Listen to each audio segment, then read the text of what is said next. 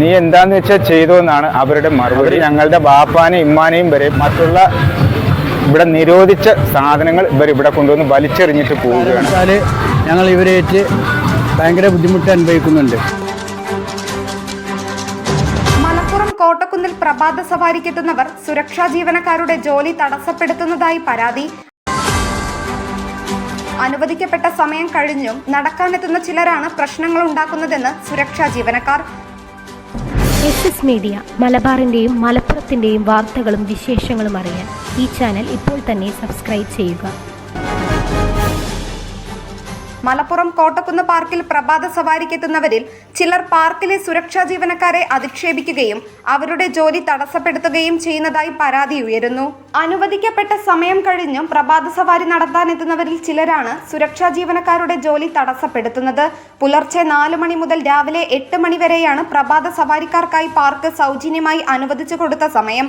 മുമ്പ് ഏറെ ചർച്ചകൾക്കും മറ്റും ശേഷം ജില്ലാ കളക്ടറും DTPCയും ചേർന്ന് അനുവദിച്ചതാണ് ഈ സമയം. 4 മണി മുതൽ 6 മണി വരെയാണ് നൂറുകണക്കിന് ആളുകൾ നടക്കാൻ എത്താറുള്ള ഇവിടെ DTPC വെളിച്ചവും മറ്റും സൗജന്യമായി നൽകുന്നു. 6 മണി മുതൽ 8 മണി വരെ ആയിരക്കണക്കിന് ആളുകൾ വിവിധ സമയങ്ങളിലായി നടക്കാനായി എത്തുന്നു.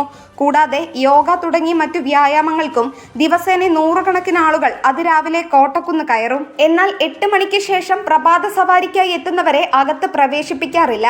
8 മണിക്ക് 5-10 മിനിറ്റ് മുമ്പ് മാത്രം എത്തുന്നവരെ പക്ഷേ കർശനമായി തടയാറുണ്ട്. ഇത് പലപ്പോഴും വഴക്കിന് നിദാനമാവുന്നുണ്ട്.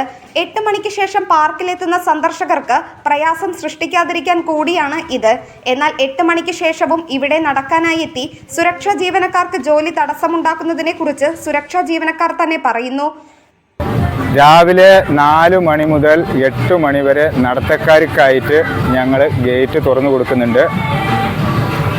98% ആൾക്കാരും 8 മണിക്ക് മുന്നേ ആയിട്ട് പുറത്തേക്ക് ഇറങ്ങി തരുന്നുണ്ട്. 2% ആൾക്കാർ ഞങ്ങളെ പറയുന്നത് അനുസരിക്കാതെയും അവരുടെ തന്നെ ഇഷ്ടത്തിന് ഇവിടെ കൂടി നടക്കുകയും നീ എന്താന്ന് വെച്ചാൽ ചെയ്തു എന്നാണ് അവരുടെ മറുപടി.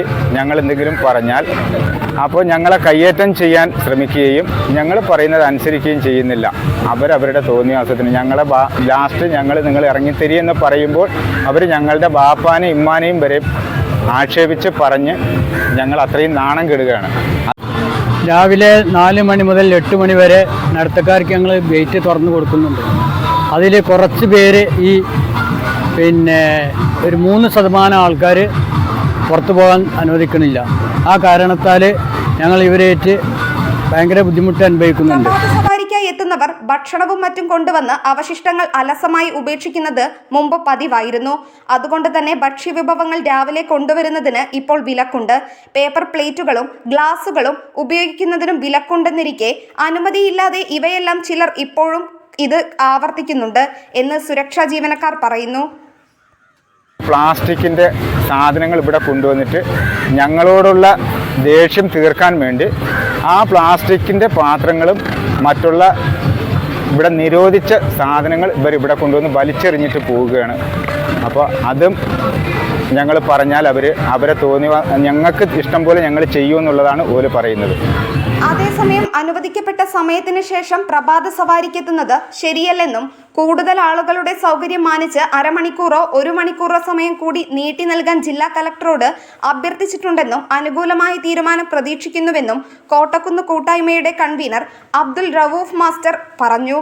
അതിനിടെ പാർക്കിലെ പൊതുമുതൽ നശിപ്പിക്കുന്ന രീതിയിൽ ചിലർ പലതരത്തിലുള്ള അഭ്യാസ പ്രകടനങ്ങളും മറ്റും നടത്തുന്നത് സെക്യൂരിറ്റിക്കാർ കർശനമായി നിയന്ത്രിക്കുന്നത് പലപ്പോഴും തർക്കങ്ങൾക്ക് വഴിവെക്കാറുണ്ട്. മുമ്പ് തരിശുഭൂമിയായിരുന്ന ഇവിടെ ഇപ്പോൾ ഫലവൃക്ഷങ്ങൾ ഏറെയുണ്ട്. പ്രഭാത സവാരിക്ക് വരുന്നവരിൽ ചിലർ അവ പറിക്കുന്നതും കൊണ്ടുപോകുന്നതും പതിവാണ്. പൂക്കളും ചെടികളുമെല്ലാം കൊണ്ടുപോവാനായി മാത്രം എത്തുന്നവരുമുണ്ട്. സദാ ജാഗരൂകരായി നിൽക്കുന്ന സെക്യൂരിറ്റി ജീവനക്കാർ ഇത് ചോദ്യം ചെയ്യലും വാക്കുതർക്കങ്ങളും ഇവിടെ പതിവാണ്. ആരോഗ്യം കാക്കാനെത്തി അനാരോഗ്യപരമായ പ്രവണതകളിലേക്ക് നീങ്ങുന്നവർ ഇവിടുത്തെ നിയമങ്ങൾ പാലിക്കണമെന്നും ഇപ്പോഴത്തെ സൗകര്യങ്ങൾ കൂടി ഇല്ലാതാക്കരുതെന്നും താഴ്മയോടെ അപേക്ഷിക്കുന്നു. Nandana Babu, SS news, Malappuram.